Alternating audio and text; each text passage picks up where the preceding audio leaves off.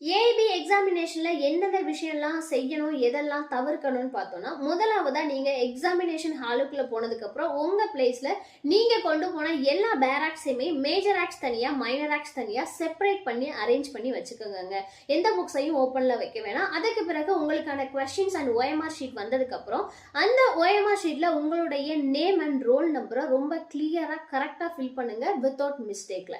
And next question paper கையில வந்ததுக்கு அப்புறம் டோட்டலா 100 கொஸ்டின்ஸ் இருக்கு அப்படின்னா 10 கொஸ்டின்ஸ்க்கு எவ்வளவு டைம் ஸ்பெண்ட் பண்ணணும் அப்படின்றத நீங்க டிசைட் பண்ணி வச்சுக்கோங்க.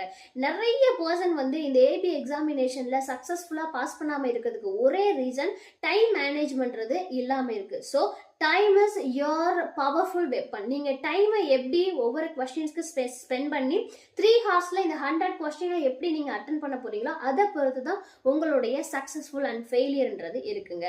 அதே மாதிரி நீங்க பேராக்ஸ்ல ஃபர்ஸ்ட் ஆன்சரை வந்து ஃபைண்ட் பண்றீங்க, சர்ச் பண்றீங்கன்னா நீங்க கவனத்துல கொள்ள வேண்டிய ஒரே விஷயம் என்னன்னா, நீங்க பேராக்ஸ்ல இருக்கக்கூடிய இண்டெக்ஸை ஃபர்ஸ்ட் பாருங்க.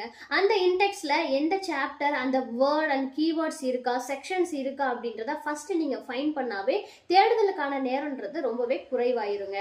அதற்கு பிறகு ஒரு கொஸ்டின்ஸ் இருக்கு அப்படின்னா அந்த கொஸ்டின்ஸ் டெஃபினிஷன் பேஸ்ல இருக்கா, இல்ல செக்ஷன் பேஸ்ல இருக்கா, அதுல என்ன கீவேர்டு இருக்கு, எந்த சாப்டர் இருக்கு அப்படின்னு நீங்க கேர்ஃபுல்லா ரீட் பண்ணாவே மோஸ்ட் ஆஃப் த கொஸ்டின்ஸ்க்கு நீங்க ஈஸியாவே ஆன்சர் பண்ணிடலாங்க.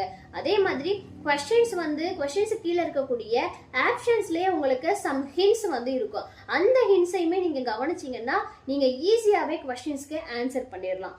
முக்கியமா OMR ஷீட்ல உங்க கொஸ்டின்ஸ்க்கான ஆன்சரை நீங்க ஷேட் பண்ணும்போது கரெக்டா அந்த ரவுண்ட்ல கரெக்டா ஷேட் பண்ணுங்க, எக்ஸ்ட்ராவும் போக வேணாம். அதே மாதிரி ஒரே கொஸ்டினுக்கு 2 ஆன்சரை ஷேட் பண்ணீங்க அப்படின்னா ரெண்டுமே வேல்யூபிளா இருக்காது, ரெண்டையுமே அக்செப்ட் பண்ணிக்க மாட்டாங்க. ஸோ இதெல்லாம் நீங்க உங்க கவனத்துல வச்சுக்கோங்க.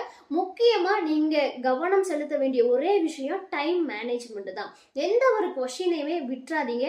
அதே மாதிரி உங்களுக்கு நிறைய ஆன்சர்ஸ் தெரிஞ்சிருந்தாலும் கன்ஃபார்மா தெரிஞ்சா அட்டன் பண்ணுங்க. அசம்ஷன்ல எந்த ஒரு ஆன்சரையுமே நீங்க டிக் பண்ணாதீங்க. பேராக்ஸ்ல கன்ஃபார்ம் பண்ணிட்டு நீங்க பண்ணா மட்டும் தான் உங்களுக்கான மார்க்ஸை நீங்க கெயின் பண்ண முடியும். இப்படி இந்த விஷயம்லாம் நீங்க ஃபாலோ பண்ணி ஏபி எக்ஸாமினேஷனை எழுதிங்கன்னா கண்டிப்பா நீங்க சக்சஸ்ஃபுல்லா பாஸ் பண்ணிடுவீங்க. ஆனா டைம் மேனேஜ்மெண்ட் வெரி இம்பார்ட்டன்ட். எந்த ஒரு கொஸ்டின்ஸையும் நீங்க விட்டுட்டு வந்துடாதீங்க, ஷேட் பண்ணாம பிளாங்கா வந்துடாதீங்க. ஒரு கொஸ்டினுக்கு 2 ஆன்சரை ஷேட் பண்ணாதீங்க. ஸோ உங்களால கண்டிப்பா இந்த ஏபி எக்ஸாமினேஷன்ல பாஸ் பண்ண முடியும். So all the very best all. Thank you.